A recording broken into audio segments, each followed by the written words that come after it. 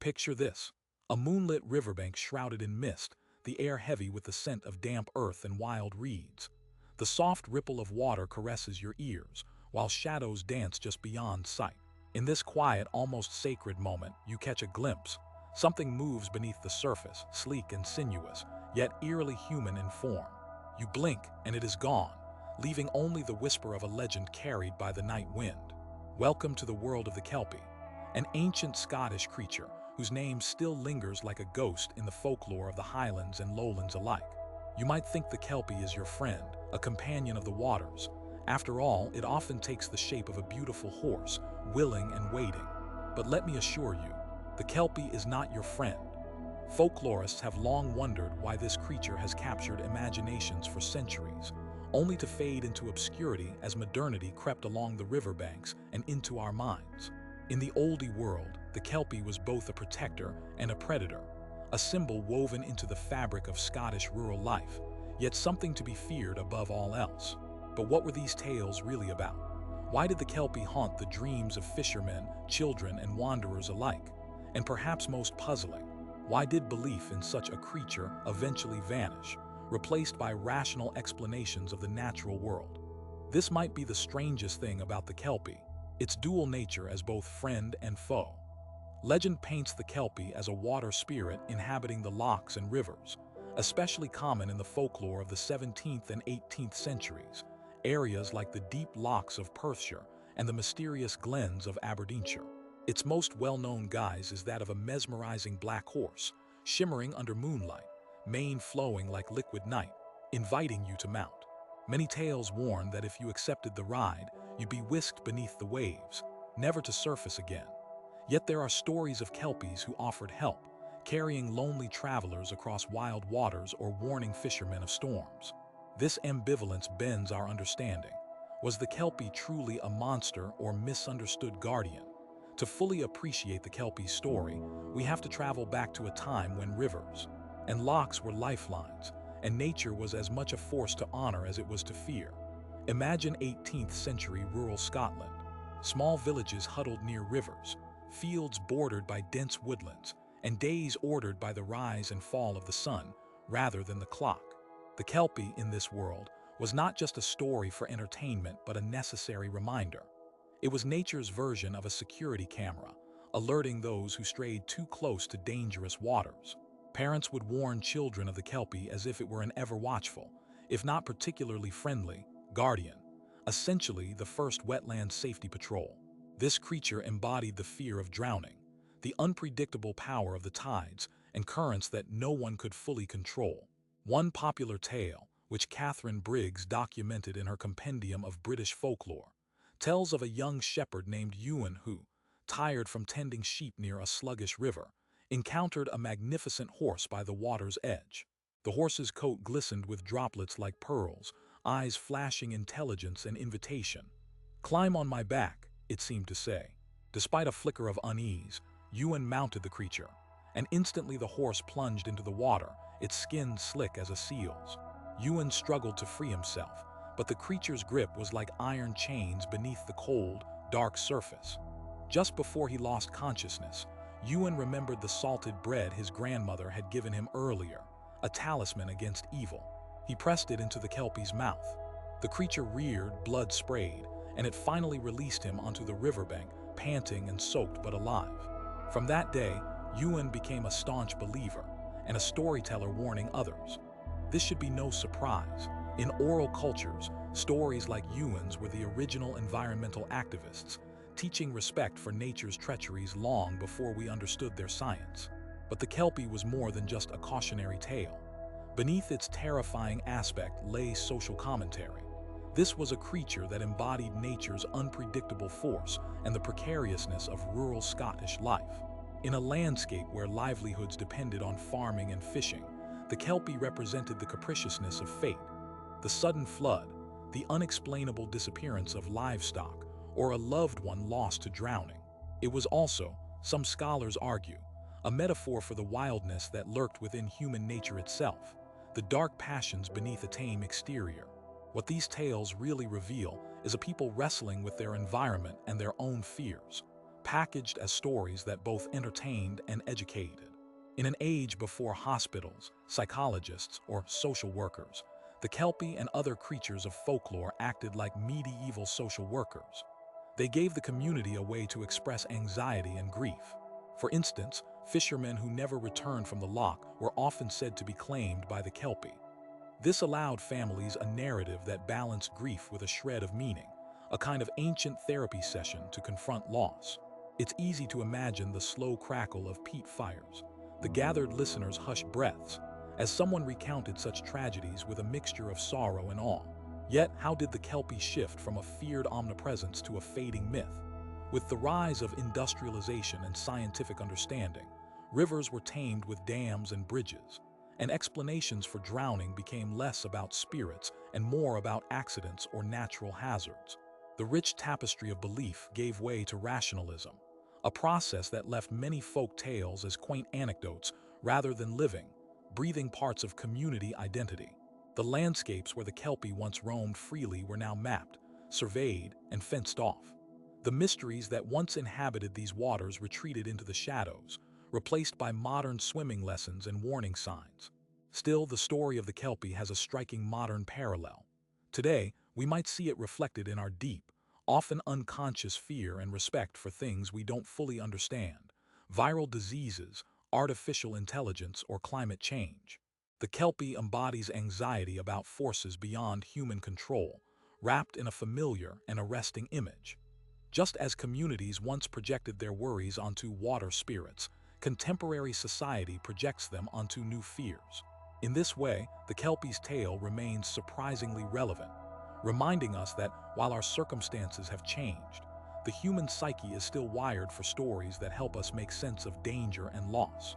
The stories tell us something else too: a yearning for connection to a world more alive with mystery and meaning. The Kelpie's watery domains were places where earth and spirit mingled, a boundary between the known world and the unknown. We have lost such liminal spaces, traded stories for schedules and myth for fact. But in forgetting the Kelpie, we might also forget that there is wisdom in acknowledging the wildness within and around us, a lesson in humility before life's currents. Before we dive deeper into the darker whispers of the Kelpie's world, let's imagine again that scene by the riverbank. Feel the chill of mist on your skin, hear the rush of water over smooth stones, and watch the gleam of eyes that hold ancient secrets. The Kelpie waits, not as friend or foe, but as a mirror to those who venture too close to what they cannot fully command. And in that reflection, we find something deeply human: fear, fascination, and above all, a caution etched in the collective memory of a people bound to the wild Scottish landscape. As the mist thickens and the night deepens, the Kelpie's true nature unravels like a shadow slipping underwater, deceptive, elusive, and deeply unsettling. This might be the strangest thing about the Kelpie. Despite its often beautiful and beguiling horse form, it is a creature of deadly intent, a predator shaped by the fears of those who lived in constant proximity to treacherous waters.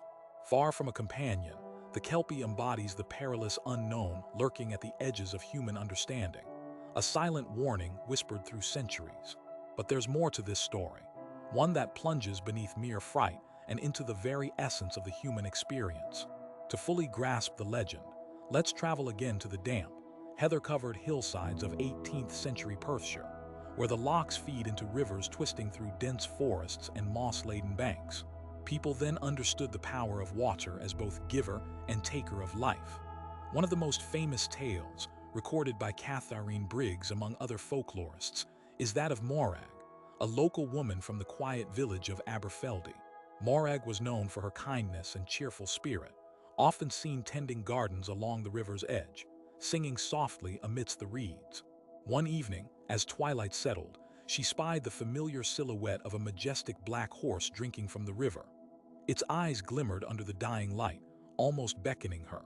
"Come," the creature seemed to say with a voice carried by the ripple of the current.